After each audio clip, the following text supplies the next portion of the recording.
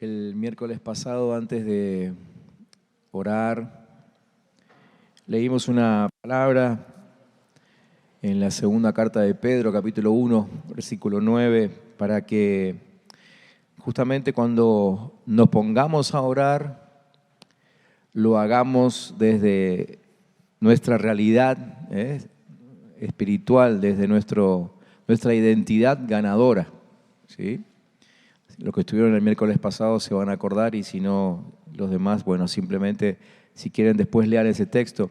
Y pensé que hoy hiciéramos lo mismo antes de orar, que podamos pensar en un pasaje, en una palabra de Dios que nos direccione, que nos dé fuerza y mucho ánimo y a la hora de estar orando, que es lo que vamos a hacer, que es lo que hacemos cada miércoles, ¿no?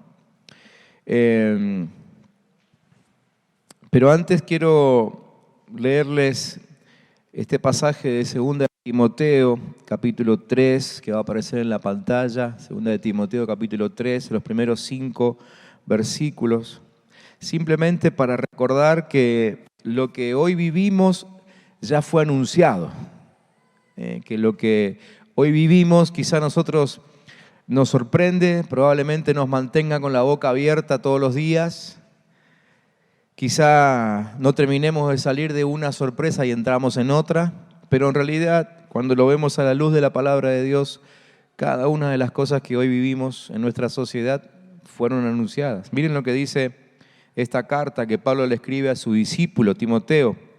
A él le dice: Timoteo, es bueno que sepas que en los últimos días habrá tiempos muy difíciles, pues la gente solo tendrá amor por sí misma y por su dinero. Serán fanfarrones y orgullosos. Leo lento a propósito por si se les viene algún nombre a la cabeza. Se burlarán de Dios, serán desobedientes a sus padres y malagradecidos. No considerarán nada sagrado, no amarán ni perdonarán, calumniarán a otros y no tendrán control propio. Serán crueles y odiarán lo que es bueno, traicionarán a sus amigos, serán imprudentes, se llenarán de soberbia y amarán el placer en lugar de amar a Dios. Actuarán como religiosos, pero rechazarán el único poder capaz de hacerlos obedientes a Dios. Aléjate de esa clase de individuos, termina diciéndole Pablo a Timoteo. Siempre está la duda de si Pablo escribió esto para los últimos días de Timoteo, para los últimos días de la iglesia que existía en aquel tiempo, o para los últimos días en general. Tampoco sabemos si los últimos días en general son estos que estamos viviendo nosotros o vendrán otros últimos días. Lo que sí sabemos es que en tiempo de Timoteo, en tiempo de la iglesia primitiva, en nuestro tiempo, y si hay bien otro tiempo, esta palabra sigue siendo actual. ¿Sí? Esto es lo que está pasando. Por eso siempre decimos que a Dios nada le toma por sorpresa, a diferencia nuestra, ¿no? Él ya sabía absolutamente todo lo que iba a pasar. Entonces, quiero ahora sí leerles el texto que va a guiarnos en este tiempo de oración, que está en la segunda carta que Pablo le escribe a los Corintios, capítulo 10, versículos 3 al 6. Este es un texto bastante conocido. Segunda de Corintios 10, 3 al 6, también va a aparecer en la pantalla. Y Pablo, el mismo Pablo que le escribía a Timoteo, ahora le escribe a los Corintios. ¿Tenemos la lámina ahí? Ahí está, muy bien. Segunda de Corintios 10, 3 al 6, o al 5, mejor dicho. Pablo le decía que aunque vivimos en el mundo, no libramos batallas como lo hace el mundo. Y paro aquí simplemente para que abramos los ojos y nos demos cuenta que hay un gran parecido con el mundo, que es el librar batallas, ¿sí? Es decir, todos los que habitamos este planeta, todos tenemos batallas. La diferencia es que nosotros, que somos hijos de Dios, no las peleamos como las pelean aquellos que no son hijos de Dios. Versículo 4. Dice, las armas con que luchamos no son del mundo. Otra vez, esto nos hace pensar que entonces el mundo sí tiene armas. ¿Sí? El mundo tiene armas. Armas con las cuales se intenta, obviamente, luchar contra aquello que los ataca. Y traté de pensar en algunas. Sé que podemos hacer una lista larguísima, pero solamente pensé en algunas que veo en el ámbito donde me muevo, ¿no? Veo algunas armas que el mundo utiliza para defenderse, como por ejemplo la violencia, ¿no?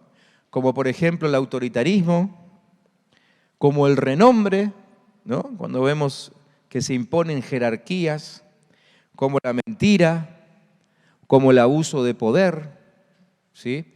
Armas que el mundo usa para defenderse de lo que ataca a todos, a ellos y a nosotros, ¿sí? Pero sigue diciendo Pablo que las armas que nosotros usamos son las que tienen poder divino para derribar fortalezas.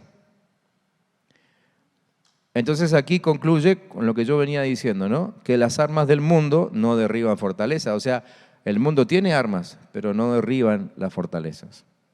Las que tienen poder divino, sí. Versículo 5. Sigue diciendo que con las armas de Dios destruimos argumentos, ¿sí? La palabra argumentos allí en el original significa pensamientos, razonamientos, arrogancia, ¿eh? Todo eso es argumentos. Y toda altivez, dice el apóstol. Y la palabra altivez habla de algo, una cosa elevada, pero que funciona como barrera, ¿eh? No sé, cuando leía esto y estudiaba un poco, pensaba en esos muros, esos paredones, las medianeras, ¿no? Que hoy por hoy son cada vez más altas. Antes se hacían, digamos, un poquito más arriba de la cabeza, ahora ya son de casi 2 personas o 3, ¿no es cierto? En algunos lugares parecen hasta unas cárceles. Bueno, eso significa altivez en la Biblia, una cosa elevada que hace de barrera, o sea que no permite el paso al otro lado, no permite ni la vista del otro lado, no permite nada, ¿no? Entonces las armas que Dios nos da sirven para destruir todo aquello que como si fuese una barrera se interpone entre el conocimiento de Dios y la gente, ¿no? Y llevamos cautivo, dice el apóstol Pablo, con esas mismas armas, todo pensamiento, la palabra pensamiento ahí es maquinación, para que se someta a Cristo. O sea, cualquier maquinación, una maquinación es algo que se adelanta a un hecho, ¿no? O sea, aún el pensamiento de hacer mal lo podemos combatir con las armas que Dios nos ha dado. Entonces, leo el texto ahora de corrido, sin explicaciones, para que nos tomemos de esta palabra esta noche para orar por cada uno de nuestros motivos. Vamos a orar por nuestros amigos, por nuestros familiares que todavía no conocen a Cristo. Aquí tenemos un secreto para poder llegar a sus corazones.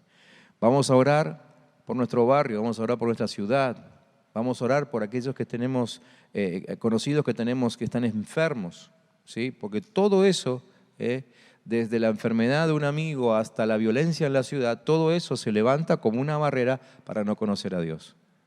Entonces vamos a orar parados en este texto que es nuestra identidad ganadora, y vamos a orar con fe, creyendo de que esta palabra nos da poder para destruir todo aquello que viene del enemigo. Leo de corrido. Aunque vivimos en el mundo, no libramos batallas como lo hace el mundo.